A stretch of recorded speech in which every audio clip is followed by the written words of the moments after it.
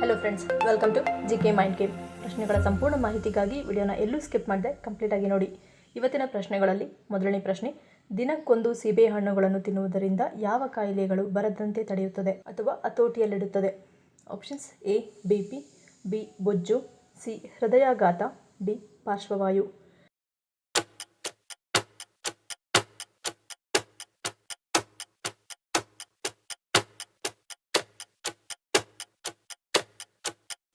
ಸರಿಯಾದ ಉತ್ತರ ಈ ಮೇಲಿನ ಎಲ್ಲವೂ. ಸೀಬೆ ಹಣ್ಣಿನಲ್ಲಿರುವ ಪೊಟ್ಯಾಷಿಯಂ, ಕರಗುವ ನಾರಿನಾಂಶ ಹಾಗೂ ವಿಟಮಿನ್ ಸಿ ಅಂಶಗಳು, ಪ್ರಮುಖವಾಗಿ ಪೊಟ್ಯಾಷಿಯಂ ಅಂಶ, ಹೃದಯಕ್ಕೆ ಸಂಬಂಧಪಟ್ಟ ಸಮಸ್ಯೆಯನ್ನು ದೂರ ಮಾಡುತ್ತದೆ ಹಾಗೂ ಅಧಿಕ ರಕ್ತದೊತ್ತಡವನ್ನು ನಿಯಂತ್ರಣದಲ್ಲಿಡುತ್ತದೆ. ಹಾಗೂ ಈ ಹಣ್ಣಿನಲ್ಲಿ ಸಿಗುವ ವಿಟಮಿನ್ ಸಿ ರಕ್ತನಾಳಗಳನ್ನು ಆರೋಗ್ಯವಾಗಿಡುತ್ತದೆ. ಇವೆಲ್ಲದರ ಜೊತೆಗೆ ದಿನಕ್ಕೊಂದು ಸೀಬೆ ಹಣ್ಣನ್ನು ಸೇವನೆ ಮಾಡುತ್ತಾ ಬರುವುದರಿಂದ ಪಾರ್ಶ್ವವಾಯುವಿನಂತಹ ಸಮಸ್ಯೆಗಳಿಂದ ದೂರವಿಡುತ್ತದೆ. ಎರಡನೇ ಪ್ರಶ್ನೆ, ಯಾವ ದೇಶದಲ್ಲಿ ಕೇವಲ 27 ಜನರು ವಾಸಿಸುತ್ತಿದ್ದಾರೆ? Options: A Sealand, B Vietnam, C Norway, D Iceland.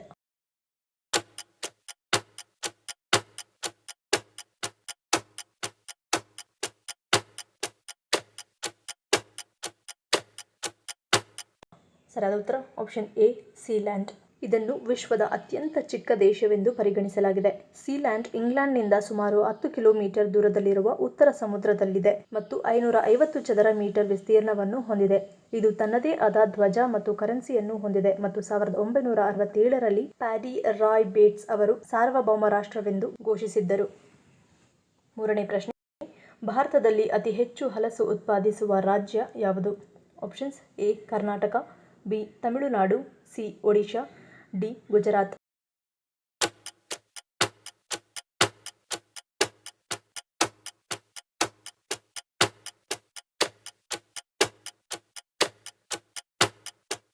ಸರಿಯಾದ ಉತ್ತರ ಆಪ್ಷನ್ ಸಿ ಒಡಿಶಾ. ಒಡಿಶಾ ಭಾರತದ ಪೂರ್ವ ಕರಾವಳಿಯಲ್ಲಿರುವ ರಾಜ್ಯ. ದೇಶದಲ್ಲಿ ಹಲಸಿನ ಹಣ್ಣಿನ ಅತಿ ದೊಡ್ಡ ಉತ್ಪಾದಕನಾಗಿ ಹೊರಹೊಮ್ಮಿದೆ. ನಾಲ್ಕನೇ ಪ್ರಶ್ನೆ, ಯಾವ ಭಾರತೀಯ ನದಿಯನ್ನು ಅರ್ಧಗಂಗಾ ಎಂದು ಕರೆಯುತ್ತಾರೆ? Options: A Godavari, B Yamuna, C Narmada, D Kaveri.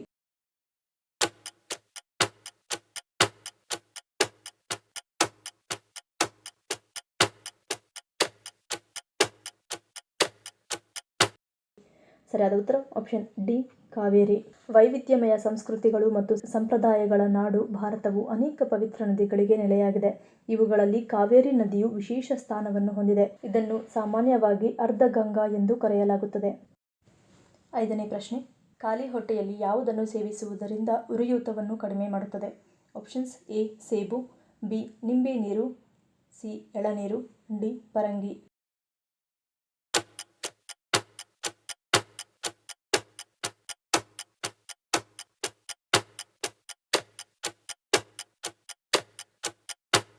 ಸರಿಯಾದ ಉತ್ತರ ಆಪ್ಷನ್ ಡಿ ಪರಂಗಿ.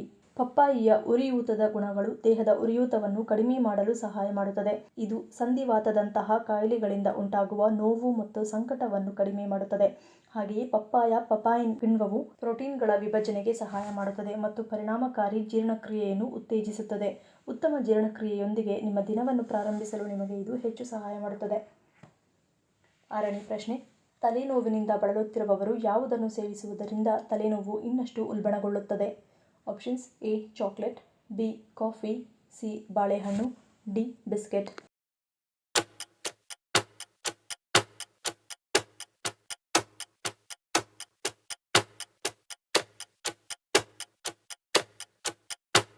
ಸರಿಯಾದ ಉತ್ತರ ಆಪ್ಷನ್ ಸಿ ಬಾಳೆಹಣ್ಣು. ತಲೆನೋವು ಅಥವಾ ಅತಿಯಾದ ಮೈಗ್ರೇನ್ ತಲೆನೋವಿನ ಸಮಸ್ಯೆ ಇರುವವರಿಗೆ ಬಾಳೆಹಣ್ಣು ತಿನ್ನುವುದು ಇನ್ನಷ್ಟು ತಲೆನೋವಿಗೆ ಕಾರಣವಾಗುತ್ತದೆ. ಅದರಲ್ಲೂ ಸರಿಯಾಗಿ ಸಿಪ್ಪೆ ಸುಲಿಯದಿದ್ದರೆ ಅದರಲ್ಲಿರುವ ಟೆರಮಿನ್ ಅಂಶವು ಹೊಟ್ಟೆ ಸೇರುತ್ತದೆ. ಇದರಿಂದ ಮೈಗ್ರೇನ್ ಕೆದರುವ ಸಾಧ್ಯತೆ ಹೆಚ್ಚು. ಏಳನೇ ಪ್ರಶ್ನೆ, ಪೂರ್ವ ದಿಕ್ಕಿಗೆ ತಲೆ ಇಟ್ಟು ಮಲಗುವುದರಿಂದ ಏನಾಗುತ್ತದೆ? ಆಪ್ಷನ್ಸ್: ಎ ಏಕಾಗ್ರತೆ, ಬಿ ಧನಾಗಮನ, ಸಿ ಉತ್ತಮ ಆರೋಗ್ಯ, ಡಿ ಆಯಸ್ಸು ವೃದ್ಧಿ.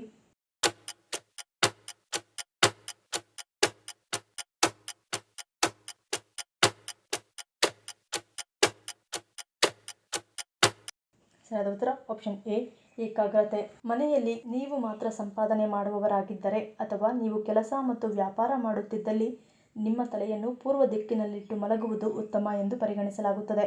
ಮತ್ತು ನೀವು ವಿದ್ಯಾರ್ಥಿಯಾಗಿದ್ದರೆ ನಿಮ್ಮ ತಲೆಯನ್ನು ಪೂರ್ವಕ್ಕೆ ಇಟ್ಟು ಮಲಗುವುದು ಒಳ್ಳೆಯದು. ಇದರಿಂದ ಪೂರ್ವ ದಿಕ್ಕಿನಲ್ಲಿ ತಲೆ ಇಟ್ಟು ಮಲಗುವುದರಿಂದ ಏಕಾಗ್ರತೆ ಹೆಚ್ಚುತ್ತದೆ ಎಂದು ಹೇಳಲಾಗುತ್ತದೆ. 8ನೇ ಪ್ರಶ್ನೆ, ವಿಶ್ವದ ಏಕೈಕ ಕಾರ್ಬನ್ ಋಣಾತ್ಮಕ ದೇಶ ಯಾವುದು? Options: A Turkey, B Bhutan, C Namibia, D Netherland.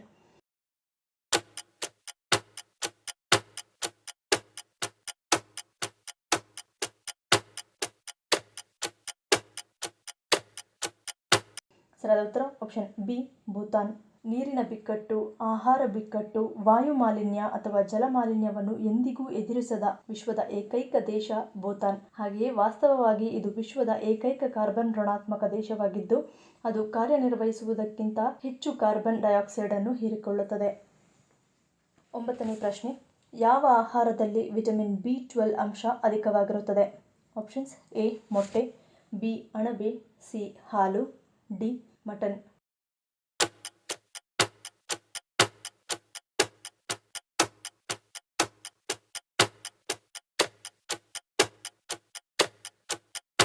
ಸರಿಯಾದ ಉತ್ತರ option D mutton.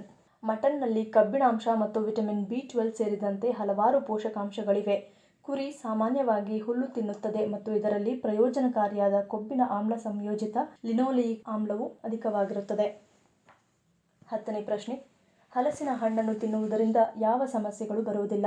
Options: A ಹೃದಯಾಘಾತ, ಬಿ ಥೈರಾಯ್ಡ್, ಸಿ ರಕ್ತದೊತ್ತಡ, ಡಿ ಕ್ಯಾನ್ಸರ್.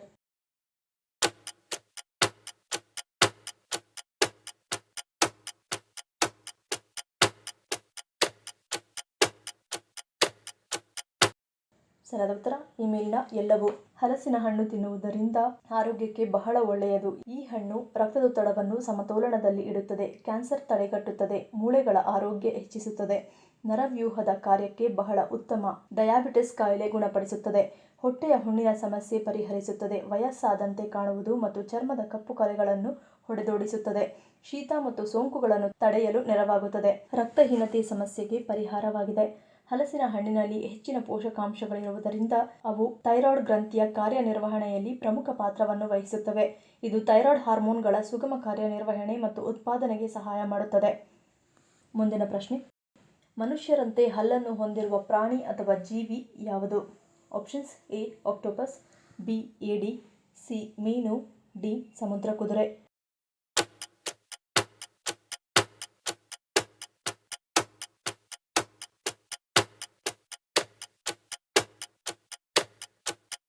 ಸರಿಯಾದ ಉತ್ತರ ಆಪ್ಷನ್ ಸಿ ಮೀನು. ಮನುಷ್ಯರಂತೆ ಹಲ್ಲಿರುವ ಮೀನು ಮಿಚಿಗನ್ ಸರೋವರದಲ್ಲಿ ಪತ್ತೆಯಾಗಿದೆ. ಪಿರಾನ್ನ ಮೀನಿನ ಜಾತಿಗೆ ಸೇರಿದ ಈ ಮೀನಿನ ಹೆಸರು ಪಾಕೋ ಎಂದಾಗಿದೆ. 3 ಅಡಿಯಷ್ಟು ಬೆಳೆಯುವ ಈ ಮೀನು 25 kgಯಷ್ಟು ತೂಕ ಹೊಂದಿರುತ್ತದೆ. ಈ ಪ್ರಶ್ನೆಗಳಲ್ಲಿ ನೀವು ಎಷ್ಟು ಪ್ರಶ್ನೆಗಳಿಗೆ ಸರಿ ಉತ್ತರವನ್ನು ಕೊಟ್ಟರೆ ಅನ್ನೋದನ್ನು ಕಮೆಂಟ್ ಮಾಡಿ ತಿಳಿಸಿ. ಈ ವಿಡಿಯೋ ನಿಮ್ಗೆ ಇಷ್ಟ ಆಗಿದ್ರೆ ಮರಿದೇ ಲೈಕ್ ಮಾಡಿ, ಶೇರ್ ಮಾಡಿ, ಸಬ್ಸ್ಕ್ರೈಬ್ ಮಾಡಿ. ನನ್ನ ಚಾನಲ್ನ ಇನ್ನೂ ಸಬ್ಸ್ಕ್ರೈಬ್ ಮಾಡಿದೆ ಹಾಗೆ ವಿಡಿಯೋಸ್ ನೋಡ್ತಿದ್ರೆ ಪ್ಲೀಸ್ ಸಬ್ಸ್ಕ್ರೈಬ್ ಮಾಡಿ, ಸಪೋರ್ಟ್ ಮಾಡಿ. ಮತ್ತೊಂದು ಇಂಟ್ರೆಸ್ಟಿಂಗ್ ವಿಡಿಯೋದೊಂದಿಗೆ ಸಿಗ್ತೀನಿ. Until love you all, take care.